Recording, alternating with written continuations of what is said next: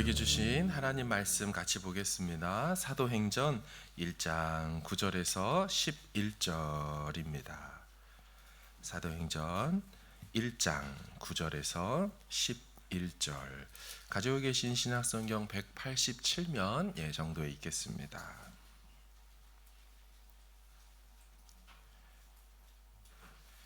사도행전 1장 9절에서 11절, 우리 세 절의 말씀인데요, 가지고 계신 성경으로 같이 봉독하겠습니다. 시작. 이 말씀을 마치시고 그들이 보는데 올려져 가시니 구름이 그를 가리어 보이지 않게 하더라.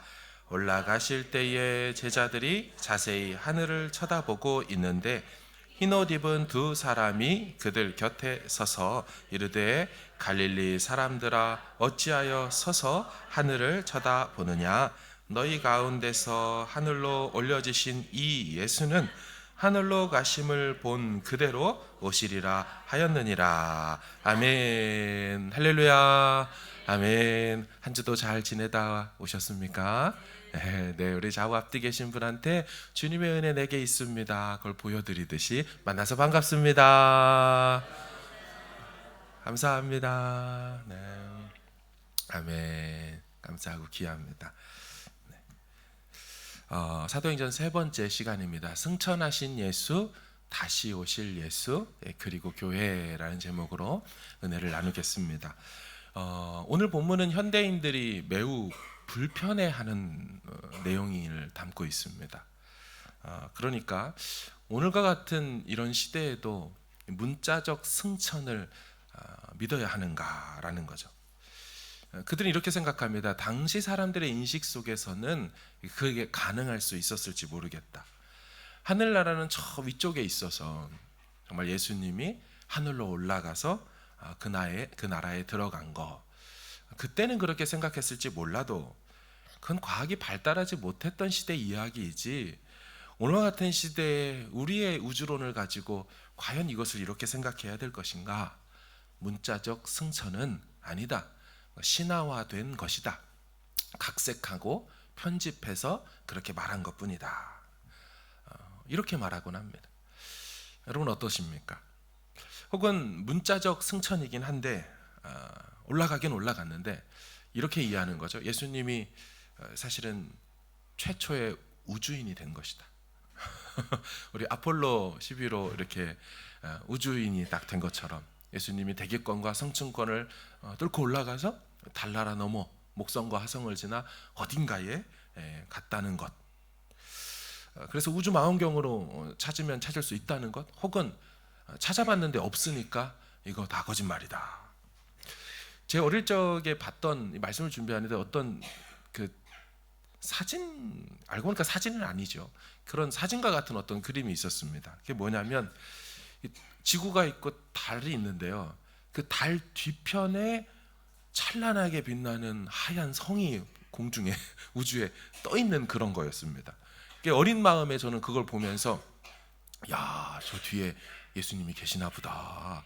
저기까지 가면 되나 보다. 근데 생각해 보니까 그걸 가서 뭐 달나라 우주인이 찍었다고 하는데 말이 안 되죠. 찍을 리도 없고 찍히지도 않고 지금 보면 그렇지 않습니다.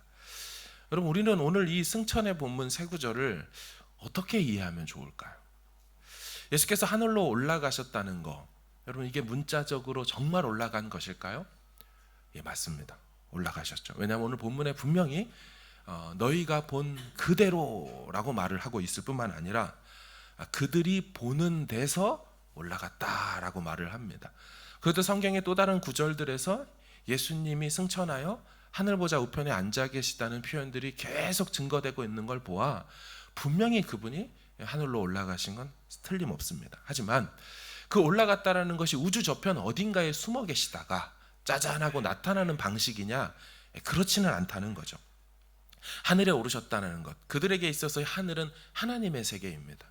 따라서 하나님의 영역, 천상적 그 세계로 그분이 들어가셨고, 보좌 우편에 앉았다라는 것은 바로 그가 원래적 신적 통치를 다시 시작하신다라는 것이고, 그분이 하늘에 오르셨다는 것, 하나님께 갔다는 얘기는 바로 진짜 그분이 하나님이고 신이다. 이것을 보여주는 여러 가지 의미를 담고 있는 것이 이 승천의 본문 메시지인 거죠.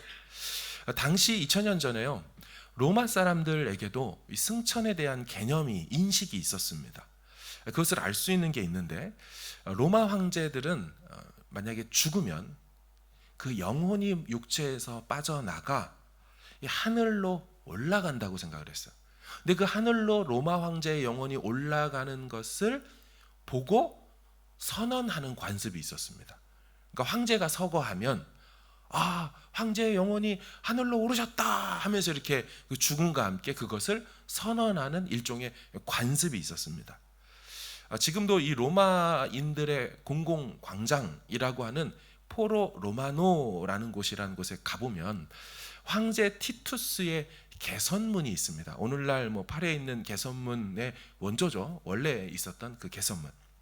그 개선문에 가보면 이 아치가 있는데, 그 아치의 천장 부분에 한 장면이 이렇게 부조로 새겨져 있습니다. 그 장면의 내용은 1세기 80년대죠. 80년대 예수님 부활 승천하고 한 50년쯤 지났습니다. 그 80년대 이 티투스 황제가 죽고 그 영혼이 거대 독수리를 타고 하늘로 승천하는 장면을 해놓은 거죠. 그러니까 그들의 관습입니다. 그것이 드러났죠. 저는 가보지 못했지만 사진으로 준비해 왔습니다. 한번 보실까요? 이게 로마에 있는 티투스의 개선문인데, 그 안으로 한번 들어가면 두 번째 사진. 저 아치 저 위에 있는데요. 이제 그걸 클로즈업해서 세 번째 사진을 보시면 보이시겠습니까? 안 보이는 것 같아요. 십자가처럼 보입니까? 독수리입니다. 독수리. 이거 불을 끌 수도 없고. 예. 독수리가 되게 큽니다. 그 사각의 독수리가 가운데 되게 큰 거예요. 가로로 된 게. 그 독수리 머리가 있고, 제가 카톡방에 올려드리겠습니다.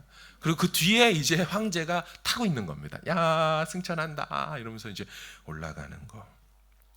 자, 그들의 관습과 그들의 인식, 그들의 예식 속에 황제가 독수리 타고, 로마의 상징이죠, 독수리 타고 하늘로 올라가는 승천, 그것이 주는 메시지는 분명합니다.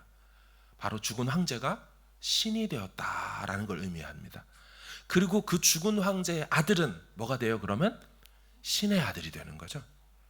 다시 우리식 표현으로 바꿀까요? 하나님의 아들이 되는 겁니다. 자, 그것을 카운터로 반대적으로 선언하는 것이 마가복음 1장 내용이죠. 하나님의 아들, 신의 아들 예수 그리스도 복음의 시작이라 라고 말하며, 로마 사람들은 황제가 신이고 그 황제의 아들이 신의 아들이라고 여기는 세계관을 갖고 있었다면, 그것이 가짜이고 이것이 실제이다 라고 말하는 것이 마가복음 1장의 내용이라는 거죠. 진짜 신의 아들은 바로 예수 그리스도시고, 너희들이 말하는 그 로마 황제는 영혼이 같다라고 말하지만 우리 그 예수 그리스도는 영혼만 간 게 아니죠. 하늘에 어떻게 올라가셨어요? 회복된 육체를 가지고 그 육체로서 하늘에 오르신 진짜 신이 되신 분. 그래서 보좌 우편에서 신으로 통치하는 하나님의 아들, 신의 아들, 그것을 보여주는 게 바로 이 여러 2000년 전의 문화 배경 속에서 기록된 오늘의 말씀인 것이죠. 이 톰 라이트라는 신학자는 그래서 이런 말을 합니다. 그러니까 예수가 실제이고 그들은 패러디이다, 이런 말을 했어요. 예수가 실제인데 그 부활 승천하신 그분의 사건이 진짜인데 그걸 보고 나중에 만들어냈다는 거죠. 패러디해서 우리 황제도 신이다. 사랑하는 여러분, 예수님은 이 승천에 대해서 늘 염두에 두고 계셨습니다. 어떻게 하다 보니까 하나님이 성부가 올라와라 한 것이 아니라 예수님의 지상사역의 마지막은 승천을 향해 가고 계셨습니다. 우리 누가복음 9장 51절을 한번 좀 읽어볼까요? 시작. 예루살렘을 향하여 올라가기로 굳게 결심하시고. 아멘. 그러니까 예수님이 예루살렘으로 올라가기로 굳게 결심하는 건, 자, 이제 마지막으로 이제 올라가서 뭐 한다는 거예요? 십자가 사역을 감당하는 거죠. 근데 그것이 무엇을 향해 끝에 가고 있는 겁니까? 그렇죠? 승천하실 기아. 지상 사역의 마지막은 승천으로서 이제 끝이 난다. 예수님 이미 알고 계셨어요. 자, 그럼 예수님이 승천 정말 하신 걸까요? 그것을 본 또 다른 사람이 있을까요? 성경에 사도행전 7장에 보면 스데반이 이런 이제 대사를 말을 하는데요. 우리 사도행전 7장을 보십시오. 읽겠습니다. 시작. 스데반이 성령 충만하여 하늘을 우러러 주목하여 하나님의 영광과 및 예수께서 하나님 우편에 서신 것을 보고 말하되 보라 하늘이 열리고 인자가 하나님 우편에 서신 것을 보노라 한대. 아멘. 자, 이 순교하게 되는 그 상황 가운데 스데반이 갑자기 눈이 열렸습니다. 그렇죠? 그리고 나서 하나님 보좌 우편에 앉아 계시지 않고 사랑하는 한 증인 스데반 집사님이 순교당하여 죽는 장면 앞에 벌떡 일어나셔서, 보통은 앉아 계신다는 표현이 많죠. 일어나셔서 계신 것을 그가 보았습니다. 정말 예수께서 승천하셨다라는 것을 증명해주는 한 장면이죠. 이것만이 아닙니다. 오늘 사도행전 1장에서 그 자리에 있었던 한 제자 베드로가 그의 서신에서 이런 말을 합니다. 베드로전서 3장도 읽겠습니다. 시작. 그는 천사들과 권세들과 능력들이 그에게 복종하느니라. 아멘. 그렇죠. 예수님이 하늘에 오르셨죠. 하나님 우편에 계시지요. 베드로가 그것을 분명히 믿음으로 고백하고 실제로 보았습니다. 자, 그런가 하면 사도 바울도 골로새서에서 이런 말이 있어요. 3장도 읽겠습니다. 시작. 그러므로 너희가 그리스도와 함께 다시 살리심을 받았으면 위의 것을 찾으라. 거기는 그리스도께서 하나님 우편에 앉아 계시느니라. 아멘. 사도 바울도 예수 그리스도께서 하늘 보좌 우편에 계신 것을 말합니다. 분명히 그에게 빛과 음성으로 찾아오신 그 부활하신 예수, 지상에 계시지 않으셨어요. 어딘가 모르는 하나님 차원, 하늘 차원에서 자신에게 음성을 들려줄 수 있고 말씀하시고 그렇게 이 세상을 통치하는 분, 바로 보좌 우편에 계신 승천하신 예수님이었죠. 오늘 본문으로 좀 돌아오겠습니다. 오늘 본문에는 특별한 두 사람이 등장하게 됩니다. 이 사람은 근데 우리가 과거에 본 적이 있던 사람입니다. 성경을 통하여. 누가복음 24장의 4절을 한번 보세요. 이로 인하여 근심할 때에 문득 찬란한 옷을 입은 두 사람이 곁에 섰는지라. 예수님의 무덤에 향품을 가지고 갔던 이 여인들에게 갑자기 나타난 찬란한 옷을 입은 존재 두 명. 그들이 지금 오늘 본문에도 흰 옷을 입었다라고 말하면서, 또 비범한 옷이죠. 그것을 입었다고 말하면서 하늘을 향해 물끄러미 자세히 응시하고 쳐다보고 있던 제자들 곁에 이 두 사람이 또 나타납니다. 그렇죠? 오늘 본문에. 그러고서 말씀을 하는 거죠. 이 두 사람이 등장한 이유가 뭘까요? 이것은 천상적 증인이라는 메시지를 담고 있습니다. 항상 성경에 두 명이 등장해서 하는 표현들은요, 증인적 개념을 갖고 있죠. 우리 신명기 19장을 한번 볼까요? 시작. 사람의 모든 악에 관하여 또한 모든 죄에 관하여는 한 증인으로만 정할 것이 아니요 두 증인의 입으로나 또는 세 증인의 입으로 그 사건을 확정할 것이며. 아멘. 그러니까 성경에서 최소 법적 효력을 갖게 될 최소 증인의 정족수는 2명 이상이다. 그래서 부활했을 때 그 여인들에게도 찬란한 옷을 입은 2명의 존재가 나타난 건 무슨 뜻이에요? 부활의 천상적 증인 성격을 갖고 있는 거고요. 오늘 본문에서 승천할 때에도 또 2명이 나타난 건 뭡니까? 승천에 대한 또한 천상적 증인으로서 2명이 계속 같이 등장하고 있다라는 거죠. 지금 성경은 계속 예수의 부활과 예수의 승천이 틀림없는 역사적 사실이다, 이것을 강조하고 있습니다. 그 뜻은 오늘을 살고 있는 우리에게 이것을 믿음으로 받으라는 뜻입니다.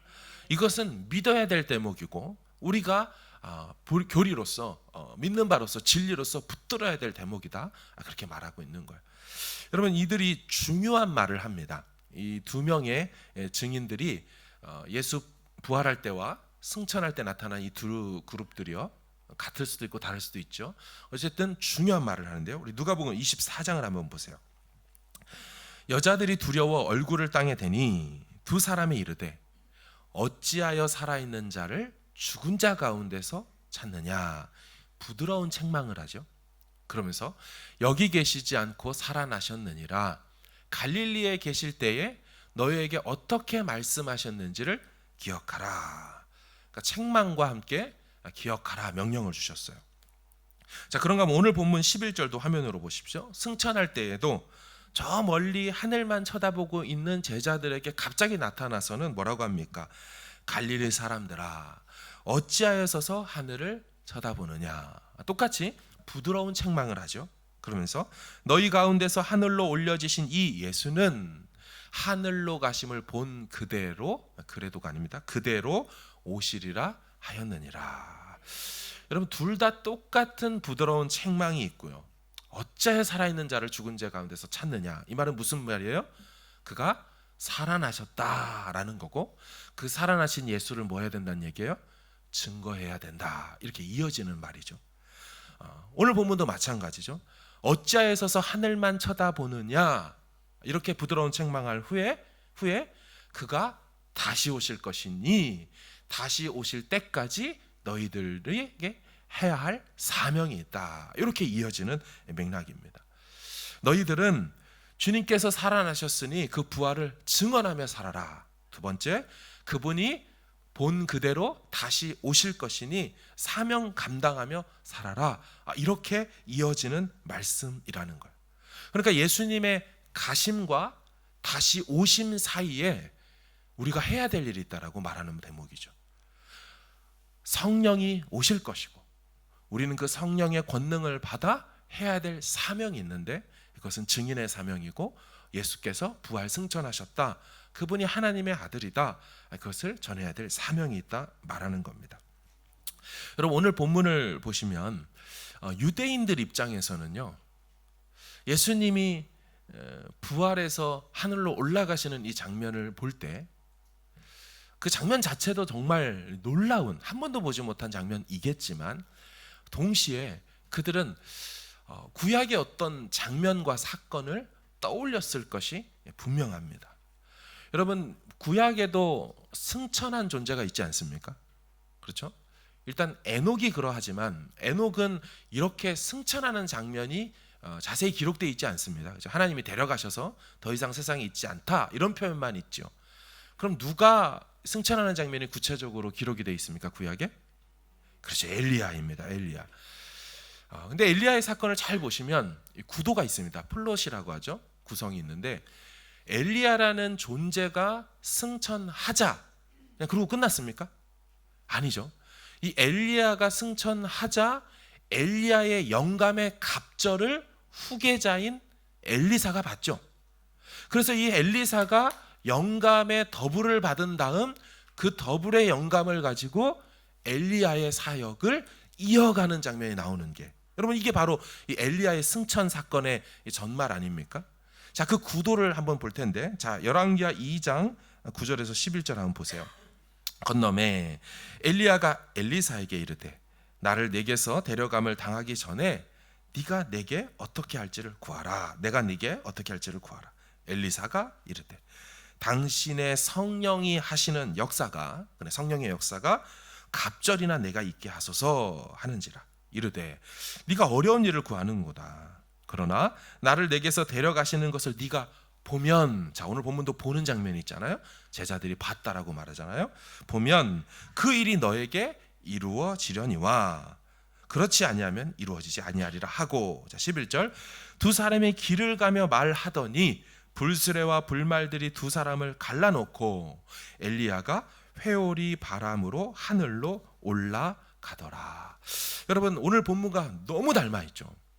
그러니까 유대인들은 예수님의 그 모습을 보며 그 옛날 엘리야 선지자를 생각하지 아니할 수가 없었어요. 실제로 엘리야의 영감의 갑절, 성령이 임하게 되어 이 엘리사가 그 사명을 감당한 것이나, 오늘 본문 우리가 보는 것처럼 사도행전 2장 가면 가신 그분이 보낸 성령, 그 예수의 영을 그대로 누가 받습니까? 제자들이 받는 장면이 너무나 닮아 있죠. 그러니까 예수 엘리야가 승천하시고 제자 엘리사들이 영감 성령을 받아 그 사명을 이어가는 게 구약과 신약으로 연결되어 있습니다. 갑절의 영감을 받은 엘리사, 그 사명을 엘리야의 사명을 이어가는 것처럼 성령 받은 이 제자들이 예수의 사명을 이어가는 이야기. 사랑하는 여러분, 이 본문이 주는 이 그리고 있는 이 묘사하는 것의 메시지가 무엇이겠습니까? 그 엘리야의 영감 받아 그 시대를 정말 살아가고 살아냈던 엘리사처럼 오늘을 사는 우리도 그 예수의 영을 받아 뭐 해야 된다는 거예요? 그 예수의 사역을 이어서 감당해야 된다. 그것을 사실은 메시지를 말하고 싶어서 이 그러니까 패러렐로 병행으로 구성해 놓고 있는 것입니다. 사랑하는 여러분, 교회는요, 주님이 다시 오실 때까지 하늘만 바라보고 있으면 안 된다는 말을 하고 있는 겁니다. 그 천사 2명이 어찌하여 하늘만 쳐다보고 있느냐? 아니라는 거예요. 오시는 것이 분명하긴 하지만 그저 하늘만 바라보는 천상적 공상적 공동체가 교회는 되면 안 되고 다시 오실 것을 기다리며 그분의 사역을 영감받아 성령받아 감당해내야 된다를 계속 말씀해 주고 있는 거죠.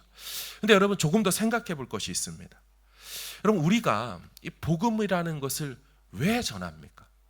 겉으로 보면 또 실제이기도 하지만 당연히 영혼 구원하기 위해서 우리가 복음을 전하는 게 맞아요. 왜 우리에게 성령이 임했겠습니까? 권능 받아서 증인 사역 감당하고 예수의 나라를 세우라고 한 것도 맞습니다. 그런데 그것을 조금 다르게 보면요, 결국 복음 전하고 성령 임해 증인의 사명을 잘 감당하여 무엇을 하자는 것일까요?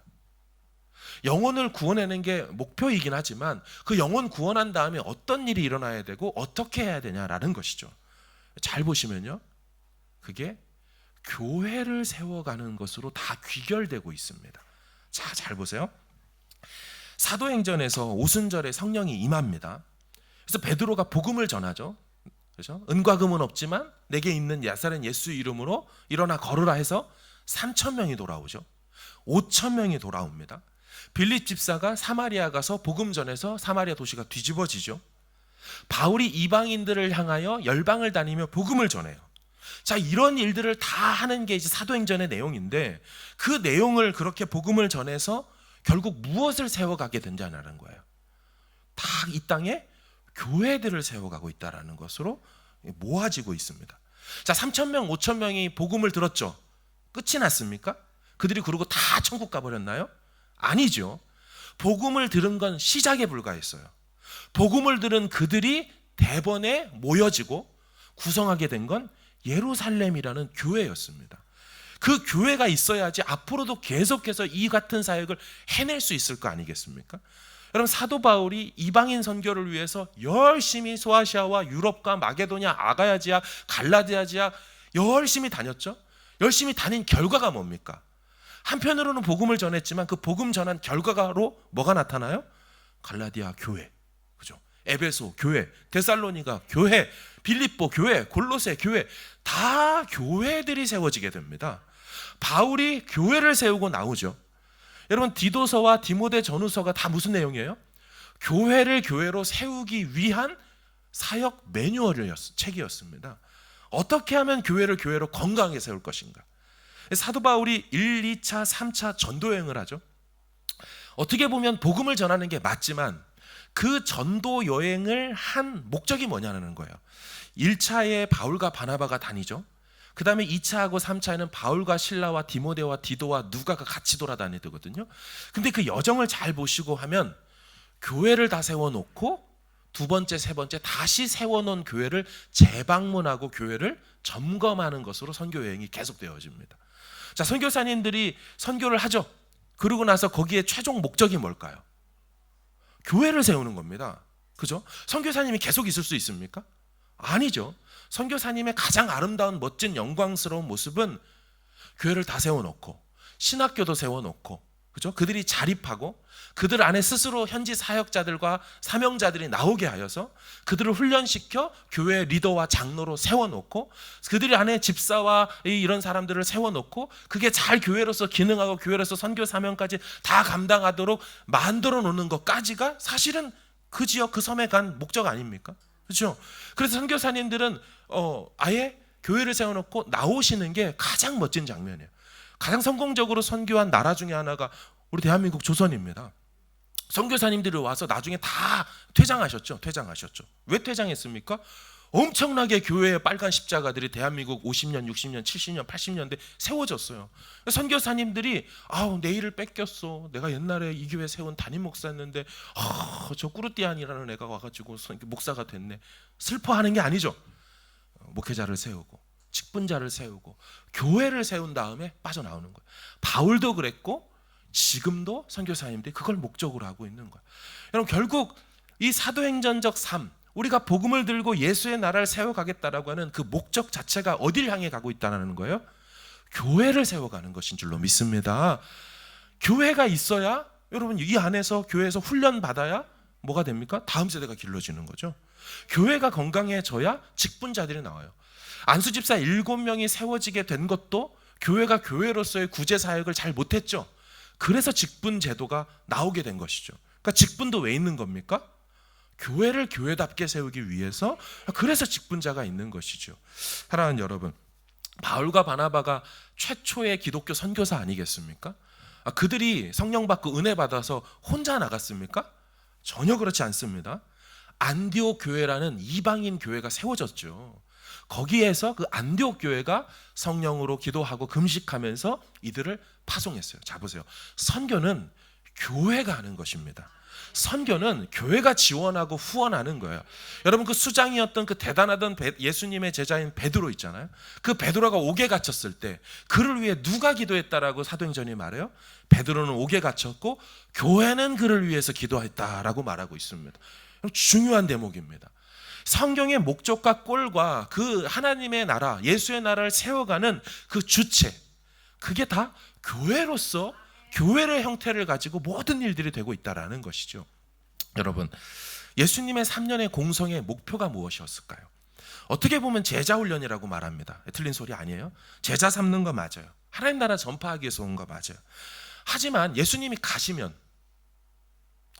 누가 제자 삼는 일을 감당해야 됩니까? 누가 하나님 나라를 선포해야 돼요? 교회죠, 교회. 세계 선교의 비전을 위해 예수님은 내가 내 교회를 세운다고 하셨어요. 예수님은 교회를 세우는데 제자 훈련의 목적을 두셨어요.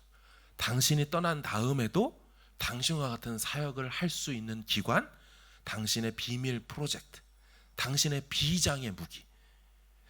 사단이 계속 공격해와도 방어해내고 이겨낼 수 있는 것, 그건 성도 개인이 있는 게 아니에요. 교회로 모여 있을 때 비로소 그 일을 감당할 수 있을 거라고 예수님 보셨어요. 마태복음 16장 18절 있습니까? 제가 할게요.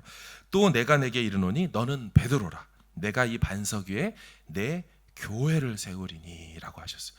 음부의 권세가 이기지 못하리라. 여러분 사탄이 공격해도 그걸 막을 수 있는 거 바로 교회다라고 말하고 있습니다. 사랑하는 여러분, 하나님 나라 확장을 위해서 예수 그리스도는 교회를 염두에 두셨어요. 12제자를 통하여 예수님이 생각한 건 너희들이 가는 곳곳마다 교회를 세우라고 하셨어요. 이 교회는 예수님의 머리이시죠. 예수님을 머리로 두시죠. 그리고 온 몸이 예수님의 지체로서 우리가 이렇게 존재합니다. 이 땅을 떠나셨지만 당신의 영을 보내서 당신의 사역을 계속하게 할 당신의 사역을 위임할 수 있는 기관, 조직, 유기체, 그걸 예수님은 교회로 생각하셨어요. 사랑하는 여러분, 우리는 교회를 생각할 때 단편적으로 생각할 수가 있습니다. 그저 와서 하나하나 조각으로 보는 거죠. 예배하는 곳, 그죠? 뭐 기도하는 곳, 밥 먹고 그냥 교제하는 곳, 그 정도로 교회를 이해합니다. 아니요. 우리가 생각하는 현상적 교회에 대한 인식과 예수님이 이 땅에 오셔서 결국 최종 목적으로 나는 이 땅에 교회를 세울 거고 교회 세울 사도들, 사도들과 선지자들의 터 위에 교회를 세웠다고 했잖아요. 그들을 기초 삼아 결국 목적은 교회를 세워 세상 끝날까지, 주님이 다시 오실 때까지 이 교회로서 당신의 사역을 할 거라는 마음으로 처음부터 오셨고 그걸 향해 가셨어요. 여러분, 요한계시록 20장, 21, 22장을 보면 어떤 장면이 나옵니까? 새 땅, 새 하늘과 새 땅이 나오면서 새 예루살렘 성이 하늘에서 내려옵니다. 천상의 교회, 믿음의 공동체, 먼저 하늘나라 가고 하나님 품에 안긴 그 구원받은 그 영혼들이 육체를 입고 이제 부활하여 내려옵니다. 그리고 그 당시에, 그때에 이 땅에 있을 지상교회들의 그 참된 백성들이 같이 맞이하러 공중에 나아가죠. 천상교회와 지상교회가 드디어 하나가 되면서 바로 그 교회가 하나님 나라로서 이제 이 땅에 임하게 되는 것이 마지막 장면이에요. 성령과 신부가 이르기를 오라 하는도다 라는 말씀이 22장 마지막 10절인가에 있습니다. 사랑하는 여러분, 성령과 신부가 이르기를 주 예수 그리스도 다시 오십시오 라고 할 때, 여러분, 성령은 사도행전 2장의 성령이지만 신부가 뭡니까? 계시록의 용어로 비유한다면 한 개인을 말하지 않습니다. 교회 공동체를 단장한, 신랑을 위해 단장한 신부라고, 교회라고 말을 하고 있습니다. 사랑하는 여러분, 우리는 그냥 모여져 있는 게 아닙니다.